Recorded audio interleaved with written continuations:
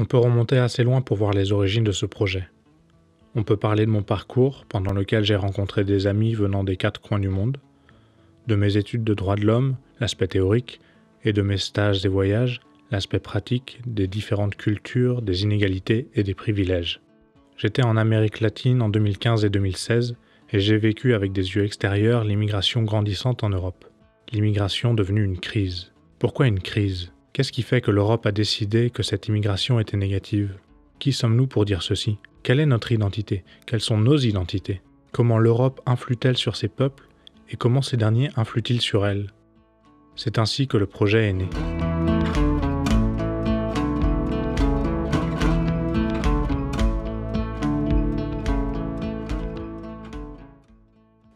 J'ai commencé par des recherches. La vision de l'Europe que je connaissais était uniquement celle du droit.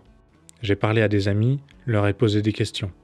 Grâce à mon ami Laure, je me suis ouvert à l'approche de l'anthropologie, j'ai lu des articles, des livres. Suite à son implication dans le projet, nous avons mené des entretiens préparatoires et avons développé notre concept pour ce documentaire. I don't feel very European. Stereotypes change, like in Europe in general, they always ask me about tequila. This is my little notebook and I write down all Flemish words that I find interesting or just Flemish words that I come across in everyday life, and it's a lot of words I don't know. And I have to write down every day a few words.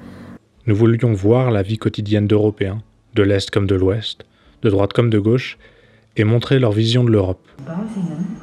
Après ces quelques jours passés en Belgique chez mon ami Laure, direction l'Allemagne. Laure ne pouvant m'accompagner, je voyage seul.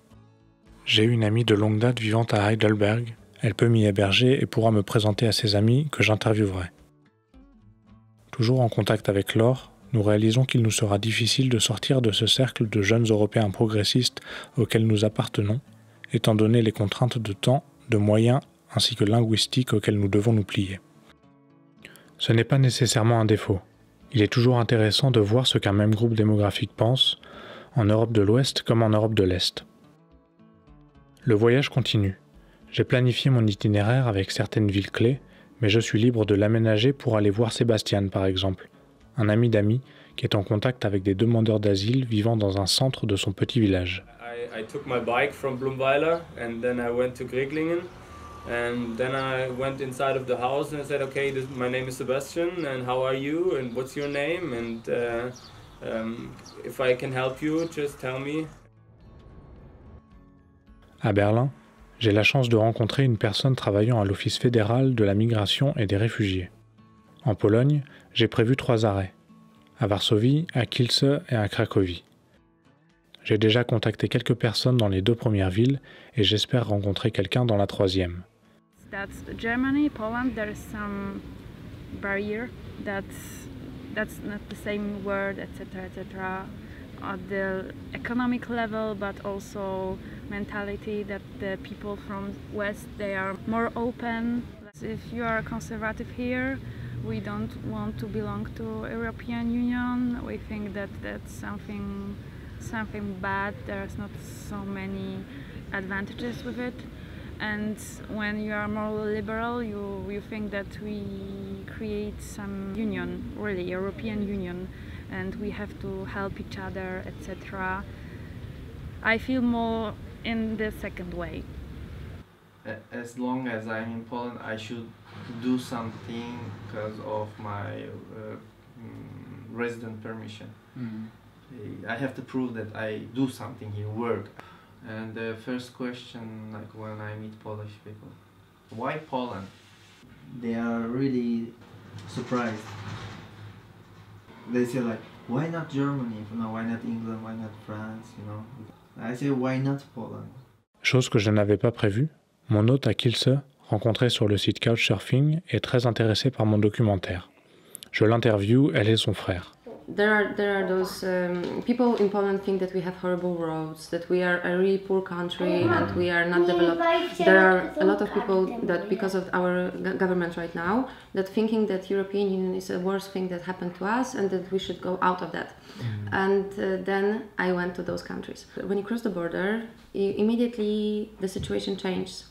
The roads are starting to get like, no, they were this wild. and then they are so slim. And there are holes in it. And there are those old buildings that are destroyed. There are those old shops that we remember from the time where the communism was here. So they have it in Ostrava. Do you remember that?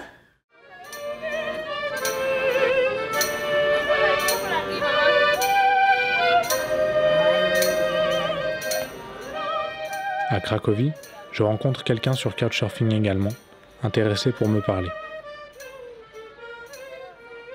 Ce sont ces rencontres non planifiées qui me permettent de sortir de mon cercle de connaissances et d'être en contact avec des opinions parfois différentes.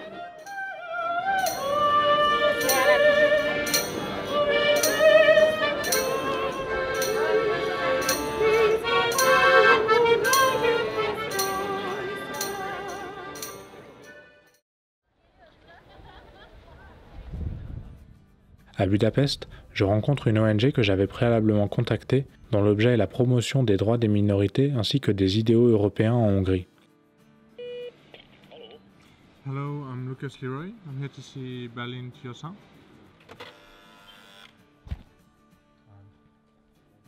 Maybe the first generations who are changing the meaning of being a European.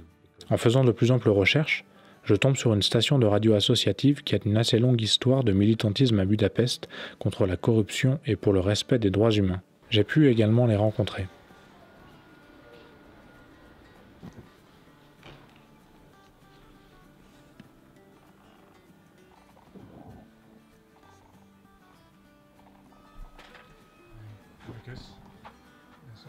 Gabor Csaba, Executive Director of Radio.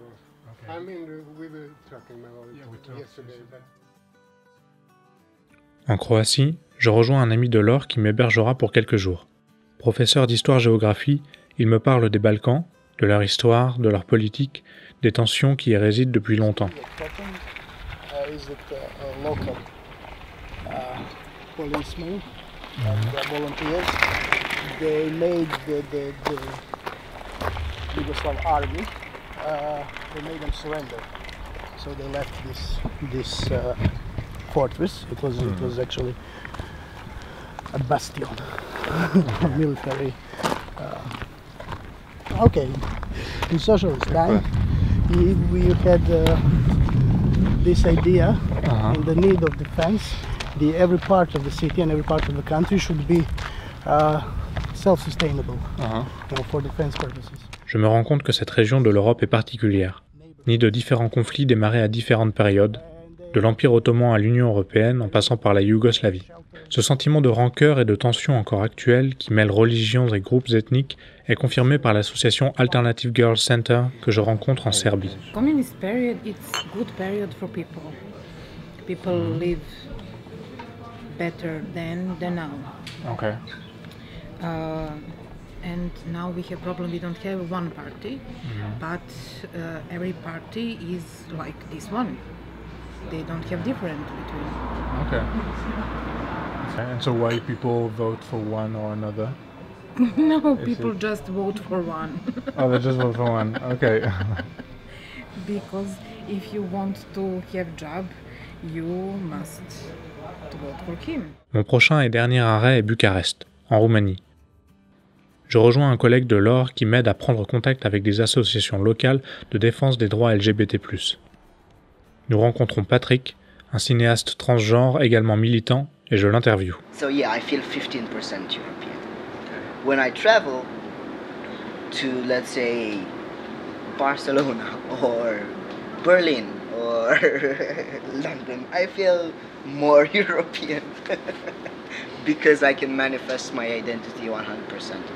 Now, even as you see me, even if I've lived everything I've told you about, I can manifest my identity 100%. I cannot be fully myself here for lots of reasons, lots and lots of reasons. But I can't, no. I feel European because I know I can travel freely around Europe and I have some privileges because of that. I also feel discrimination when I travel to Western Europe, and say I'm Romanian, I do feel a tendency to be pushed back and say, oh, you know, their reaction, oh, Le lendemain, j'ai l'opportunité d'assister à un forum sur la communauté LGBT chrétienne. J'y interviewe plusieurs représentants religieux LGBT. Of course, it's being lesbian, gay, bisexual, transgender, or asexual, or having an intersex condition, and sharing the Christian faith, or standing in that tradition, or being part of church. But that's what it is, literally speaking. For me, it's important to combine the tradition of Christianity.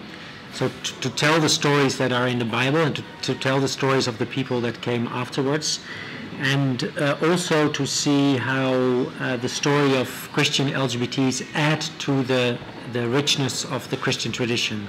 So it's also about that. I'm as Christian LGBTs, we are standing at the crossroads or at the intersection of these two things. Je ne pensais pas qu'il existait au sein de cette communauté chrétienne un groupe LGBT.